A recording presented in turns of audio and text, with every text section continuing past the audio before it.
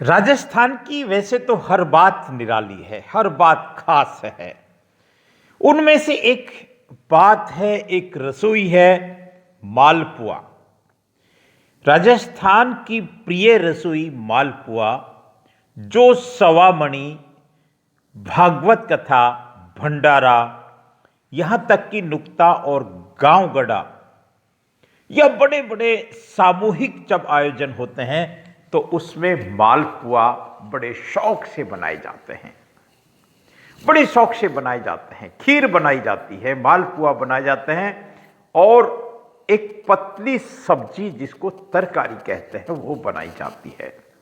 और आप सच मानिए, इस मालपुए की रसोई को राजस्थान में बड़े शौक से खाते हैं, बड़े उनके प्रति बड़ी निष्ठा होती है। ये अलग बात है कि समय के साथ एक परिवर्तन आया है।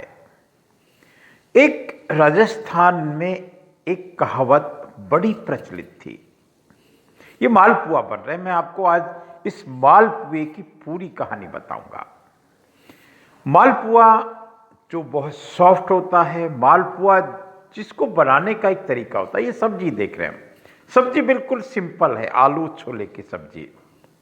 लेकिन जब पंगत में बैठकर कोई इस सब्जी और मालपुए को खाता है पत्तल में डाल के, मैंने खाया है, मुझे मालूम है, मैंने कई ऐसे आयोजन अटेंड किए हैं जिसमें उस पंगत में सैकड़ों हजारों लोग बैठकर, देखिए ये राजस्थान की वो रसोई है जिसको खाते जाओ। ये भी मैं बताऊंगा आपको, लेकिन मैं आपको इसकी पूरी विधि विधान के ऊपर फोकस करता हूं। इसमें आटा होता है, बहुत सरल तरीके से इसमें गुड़ को भिगोया जाता है, उसमें थोड़ी शक्कर भी डाली जा सकती है, और उसका इस तरह से घोल बनता है। बड़ी मेहनत है ये, और बड़े हाइजीनिक रूप से बनाया जाता है। और इसके बाद में इस घोल को एक कटोरी में लेके, और एक तरीके से, ताकि उसकी मोटाई, उसकी गोलाई एक मेंटेन रहे, और हलवाई उसको बनाता है। इतना स्वादिष्ट होता है, सच मानिए। और इसीलिए राजस्थान में एक देसी कहावत सालों से, सदियों से प्रचलन में आई है।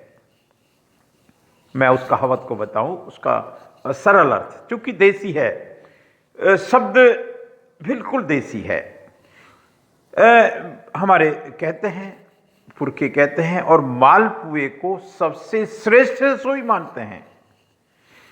पूड़ी फेड़ा कोस दो कोस, ये मालपुए बन रहे हैं। आप इस बात को सुनेंगे और जरूर चिंतन करें। ये अलग बात है कि क्वालिटी या इस तरह के सामूहिक भोज, और उस सामूहिक भोज में जो सैकड़ों तरह की रसोइयों का समावेश हुआ है, वो किधर ले गया है हमारे समाज को, यह अलग कहानी है। लेकिन जो आज से कुछ दशकों पहले जो जब तक चल रहा था, पूड़ी फेड़ा कोस दो कोस, कहते हैं अगर पूड़ी फेड़ा, पूड़ी सब्जी का कोई प्रोग्राम होता तो कोस दो कोस लोग चाहते थे या जाने की सोचते थे। और लड्डू कोस 12, बेसन के लड्डू बनते हैं बूंदी दाने के, ये हमारी सबसे प्रिय रसोई आज से कुछ दशक पहले मानी जाती थी। 12 कोस तक उसको खाने के लिए जा सकते थे। जाने का भले ही पहले साधन नहीं होते थे, लेकिन चलते थे। पूड़ी फेड़ा कोस दो कोस, लड्डू कोस 12, जो सुन लेवे मालपुअन की, तो छोड़े ना कोस 18। बड़ी रोचक बात है, बड़ी मार्मिक बात है। और 12-12 कोस तक जाते थे, साधन नहीं थे तो भी जाते थे। सुबह जल्दी उठ के पैदल चलते, लेकिन रसोई के टाइम पे, भोजन के टाइम पे जाते। और ये एक इस मालपुए की लोकप्रियता को बताता था। मुझे कुछ 2 दिन पहले अलवर जाने का अवसर मिला। एक आयोजन था किसी तरह का, और उसमें जब ये मालपुआ बन रहे थे, किस तरह से एक आत्मीयता के साथ, कोई नाटक नहीं, कोई बिल्कुल जिसको कहे देसी घी में इसको बनाया जाता है, डालडा में भी कई लोग बनाते हैं, गुड़ का घोल बनता है, और ये पौष्टिकता के साथ में, सुपाच्यता के साथ में मैंने खुद ने इसको खाया।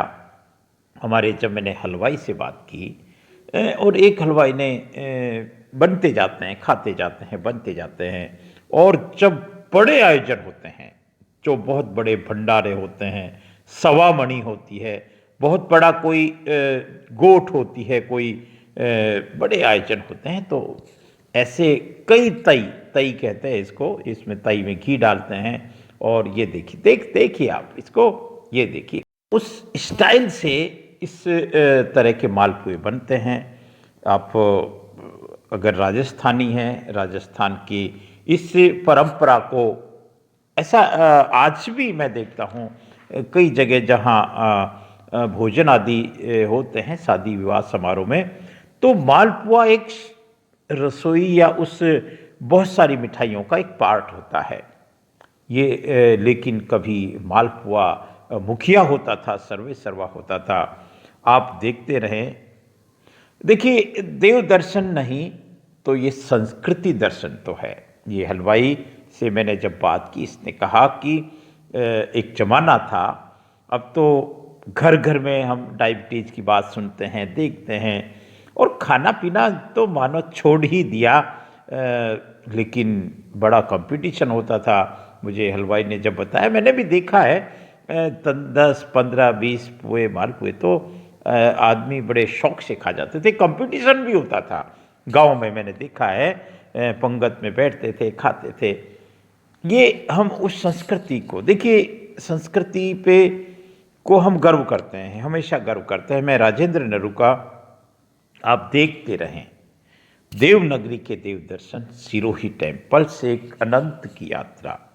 इस यात्रा में हम देव दर्शन के साथ संस्कृति दर्शन की बात करते हैं। इस यात्रा में हम हमारी परंपराओं की भी बात करते हैं, हमारे उन विरासतों की बात करते हैं, हम हमारी उन तमाम बातों को बात करते हैं। आप देखते रहें। नमस्कार।